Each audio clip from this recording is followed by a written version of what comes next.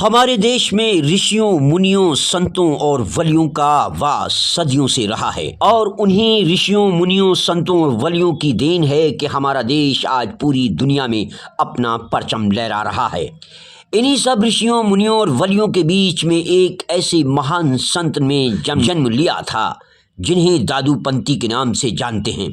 हालांकि उनका पूरा नाम दादू दयाल है। दादू दयाल के मानने वाले इस देश में करोड़ों हैं। आज बसंत पंचमी है और इस बसंत पंचमी के मौके पर जयपुर के आमेर मौठा स्थित दादू दयाल मंदिर में एक महोत्सव चल रहा है, जहां दादू पंथी के मानने वाले लोग कीर्तन कर रहे हैं। आइए हम जानते हैं कि दादू दयाल के विचार क्या थे। उन्होंने जात पात, धर्म, मजहब से हटकर जो संदेश दिया वो क्या था। आइए हम जानते हैं दादू दयाल की जीवनी के बारे में। जी बाबा, आज जो यहाँ कीर्तन वगैरह हो रहे हैं ये किस सिलसिले में हो रहे हैं? क्या आज कौन सा महोत्सव है, क्या है, थोड़ा सा बताइए। दादू जी महाराज के जी साधना स्थल पर बसंत पंचमी को अच्छा। हर साल जो है कार्यक्रम होता है। आज के दिन दादू जी महाराज आगरा में अकबर बादशाह के यहाँ सत्संग करने के 40 दिन बाद में आमेर में पधारे थे जी। तो आज के दिन उनका बहुत बड़ा स्वागत किया गया था। अच्छा। उसी उपलक्ष्य में उस दिन संबंध से हम लगातार जो है इस उत्सव को मनाते आ रहे हैं। अच्छा, हमारे चैनल को कुछ दादू महाराज के बारे में थोड़ा सा बताएं, क्या उनकी थोड़ी सी जीवनी के बारे में अगर बता दें तो दर्शकों को बड़ा अच्छा लगेगा। दादू जी महाराज का प्रादुर्भाव 1601 में अहमदाबाद में हुआ, साबरमती नदी पे हुआ था।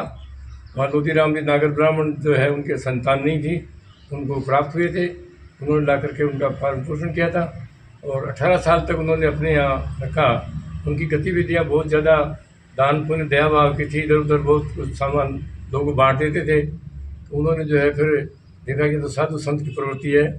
सबसे पहले पढ़ने के लिए बिठाया पंडित के पास में जी। तो पंडित ने उनको पढ़ाया, गणित शुरू की जी। तो बोले बोलो एक, बोले एक, बोले दो, बोले दो होते ही नहीं। अच्छा, पंडित ने चक्कर में आ गया, बोले ये तो कोई विद्वान है। एक ब्रह्म द्वितीय नास्ति जी, एक ब्रह्म की बात कर रहा है तो कोई विद्वान है जी। इसलिए फिर उन्होंने जो है कोशिश की समझाने के, लेकिन नहीं मानते। तो 18 साल की उम्र वहां से वो निकल गए। अच्छा। और निकल करके सबसे पहले कुछ तो लोग कहते हैं सूरत में गए, लेकिन कुछ लोग कहते हैं आबू पर्वत में आए। आबू पर्वत पे, आबू पर्वत में कुछ समय रह करके राजस्थान में रूपनगढ़ के पास में कडाला स्थान है, वहां पर विराजमान हुए। अच्छा। तो वहाँ उन्होंने कठोर साधना की, अन्न वगैरह नहीं लिया, केवल कुछ पत्तियां और जल लेते थे और भोजन ही लेते, अन्न लेते थे। अच्छा। 6 साल तक वहाँ उन्होंने साधना की। अच्छा। उसके बाद उनको जो आभास हुआ वो हुआ कि भाई साम्र में जो सबसे बड़ा राजनीतिक केंद्र है और यहाँ हिंदू मुसलमानों का व्यापारिक क्षेत्र भी है। उन दोनों साम्र नमक के कारण बहुत बड़ा व्यापारिक केंद्र था जी। तो वहाँ आकर के उन्होंने अपना उपदेश शुरू किया। गुजरात में? अच्छा, सांबर राजस्थान में। हाँ, अच्छा अच्छा।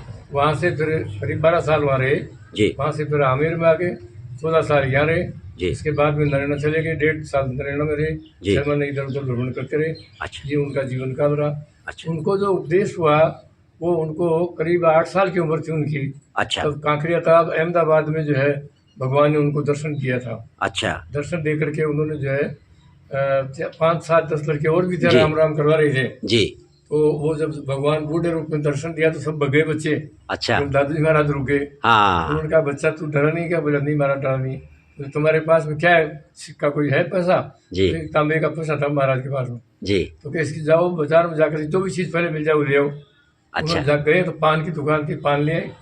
तो महाराज को बैठ के, भगवान के रूप थे, ईश्वर भगवान के साक्षात, उन्होंने लिया आधा पान, दे करके आधा पान उनको दे दिया प्रसाद के रूप में जी। तो दादू कह माई गुरुदेव ले पायाम प्रसाद, मस्तक मेरे कर दे दे क्या गवाद, उनको दीक्षा होगी जी। तो उसके बाद उनको दिमाग जो है रोजाना ब्रह्म ज्ञान में और लोक कल्याण की तरफ ज्यादा ध्यान चला गया। अच्छा। और इसी कारण 18 साल की उम्र वहां से वो चल दी। अच्छा। ये उनका जीवन काल रहा। तो उसके बाद में जब वो 18 साल के वहां से चल दिए तो फिर सबसे बड़ा स्थान कहाँ बनाया आपने, कहाँ रहा? नहीं, स्थान बढ़ाने के खिलाफ थे वो। अच्छा। स्थान बढ़ाने के पक्ष में करते ही नहीं थे। अच्छा। ये भी देखो आप, इतना बड़ा महान उनके शिष्य हुए हैं जी। कितनी सी जगह उन्होंने जी हाथ छोटी सी रखी है तो वजन करने की जी जी जी जी बिल्कुल बिल्कुल। नीचे पर रखोगे ना। अच्छा। उनके वजन करने के बाद छोटी सी जगह, या राजा महाराजा सब लोग शिष्य वगैरह आते थे, 152 शिष्य थे। हम बैठने की जगह नहीं, 152 आदमी। फिर उन्होंने बड़ा वो नहीं किया। राजा ने जरूर किया कि जो दलाराम बाग है ये भी हमारे हरिशंकर जी को दिया था उनके शिष्यों को, और आगे जो ये परियों का भाग है ये भी हमारा ही दादू वाले का है। जी। लेकिन कालांतर में हमारे साधुओं का भाव होने से जो है वो सब गवर्नमेंट ने जब्त कर लिए और ये स्थान केवल छोड़ गया। अच्छा सर, एक बात मैं जानना चाहता हूँ, जी। आपका जो है दादू महाराज का मेन संदेश क्या था? जैसे हर पैगंबर का, हर अवतार का जो है कोई ना कोई मेन संदेश रहा है। मेन संदेश दादू जी महाराज का ये रहा, दादू जी महाराज सामाजिक समरसता के प्रतीक थे। जी कोई भी मानव समाज को जो है एक दृष्टि देखते थे। जी। और सबसे बड़ा जो उपदेश उनका, जी, उन्होंने कहा कि दादू माही ते मुझको के अंतर्यामी आप, दादू तुझे द्वंद्व साचा मेरा जाप। दादू जी महाराज ने ये मूल सारांश उनका ये है कि जितने भगवान मुझे खुद करे प्रेरण, दादू जी महाराज क्या करें, माही ते मुझको के अंतर्यामी आप, दादू तुझा द्वंद्व साचा मेरा जाप। बाहर मंदिर द्वारे मस्जिद वगैरह सब झगड़े, पंथ वगैरह संप्रदाय झगड़े, इसमें हजारों लाखों आदमी मरते रहे, कभी इसका अंत होगा नहीं। मंदिर और मस्जिद बनते रहेंगे, गिरजाघर लड़ते रहेंगे, मरते रहेंगे, तोड़ते रहेंगे। जी जी। यानी कि उनका मेन संदेश था जाति धर्म और समाज को कोई वो महत्व नहीं देते थे। नहीं, कुछ नहीं, केवल नाम का था। जी, आप समझे ना, माही थे मुझको कहे अंतर्यामी आप, दादू तुझा द्वंद्व साचा मेरा जाप। भगवान स्वयं करें, मेरा तो राम नाम का जाप है। और ये जो मंदिर मस्जिद वगैरह ये सब झगड़ों झोपड़ी से कोई सार नहीं। तो एक तो उन्होंने सबसे बड़ी तो ये ज्ञान दिया था जी। और उनका जो है जीवन जीने के लिए बड़ा उपदेश दिया है जी। आत्म चेतन कीजिए, प्रेम रस पीवे, दादू भूले दे गुण ऐसे जन जीवे। जीवन जीने के लिए उन्होंने युक्ति बताई। हम दुर्भाग्य तो हमारा दादू पंथियों का, हमने दादू वाणी को समेट करके बांध करके पूजा करना शुरू किया जी। क्योंकि महाराज ने ये कहा था कि मेरे एक एक वचन संसार में व्याप्त कर देना, बंद करना इसको। तो हम लोगों ने क्या किया कि उसको बंद कर दिया, रख दिया। उन महाराज ने कहा साधु जन की वासना शब्द रहे संसार जी, साधु आत्म ले मिले अमर उपावनहार। मेरे वचन शब्द संसार में रहने चाहिए जी जी जी। संसार में नहीं रख करके राम बंद करके बैठे हम जब बंद करके बाणी जी जी जी जी उसका विस्तार नहीं किया, उनके शब्दों का विस्तार नहीं किया, पूरे हिंदुस्तान में प्रचार नहीं किया, समाज के समाज रखा नहीं जी। मैं ये कह सकता हूँ दादू पंथी होने के नाते नहीं, बल्कि ज्ञान के आधार पर मैं कह सकता हूँ जितने भी कबीरदास हुए, रविदास जी हुए, कबीर मीराबाई हुई और संत हुए, नानक साहब हुए, जितने भी संतों की वाणी है उसमें सबसे श्रेष्ठ परोपकारी और सामाजिक समरसता की प्रतीक दादू वाणी है। सारे विषयों पर उन्होंने पूरा ज्ञान दिया है, चाहे पर्यावरण का हो, चाहे परिवार नियोजन का हो, चाहे जातिवाद का हो, चाहे धर्मों का हो, सबका उन्होंने समावेश पूरा ज्ञान दिया है। उस ज्ञान को समाज के सामने नहीं रख सके। मैंने ये प्रयास किया कि राज्यपाल महोदय को ले जाकर कहा था दादू वाणी ऐसी ग्रंथ है, तो उन्होंने कहा विश्वविद्यालय में भेजते हैं आपको, जाओ वहाँ समझो। विश्वविद्यालय की सिंडिकेट मीटिंग हुई, 2 साल लगे मुझे समझाने में। अच्छा, उन्होंने कहा कि दादू पंथ के प्रचार के लिए विश्वविद्यालय नहीं है जी। मैंने कहा ये दादू पंथ की बात ही नहीं, तो पंथ को खिलाफ है। कैसे दादू पंथ तो पढ़ गए हो गए 12 बार, तो मना कर गए। अच्छा, पंथ पहले 300 पहले मेरा पंथ तो मत बढ़ा देना, बढ़ाए तो पंथ जी, उन्होंने थोड़ा ही बढ़ाए पंथ। बिल्कुल। तो उन्होंने कहा वाणी जी का उपयोगिता सामाजिक है, मैंने सारी बातें समझे जी, पर्यावरण पर सारी बातों पर चर्चा करती, 2 साल तक चर्चा की। अच्छा, उसके बाद राजस्थान विश्वविद्यालय में डिपार्टमेंट खुल गए दादू जैन प्रकोष्ठ के नाम से। अच्छा, आज विद्यार्थी PhD कर रहे हैं, पढ़ाई कर रहे हैं। अरे उसका प्रभाव ये है कि सारे भारत में विश्वविद्यालय में पढ़ाई शुरू की दादू वाणी। अरे वाह, प्रकाश हो रहा है धीरे धीरे। बहुत अच्छा, समय तो लगेगा जरूर। बिल्कुल बिल्कुल बिल्कुल। तो, सर आपका नाम जानना चाहता हूँ। स्वामी रामसुखदास मेरा नाम है। अच्छा सर, हमें अब दादू पंथ की कुछ वाणी आप अपने यहाँ सुना दीजिए ताकि हमारे दर्शक भी देखें। हाँ,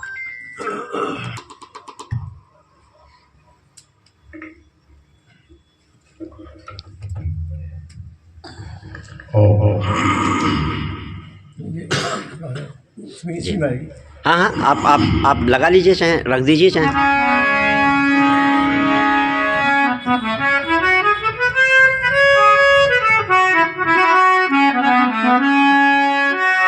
राम राम श्री राम दादू राम।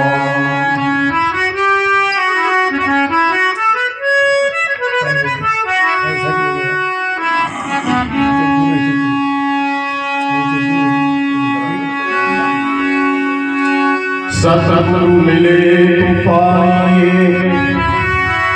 भक्ति मुक्ति भंडारी, दादू सहजे देखिए आप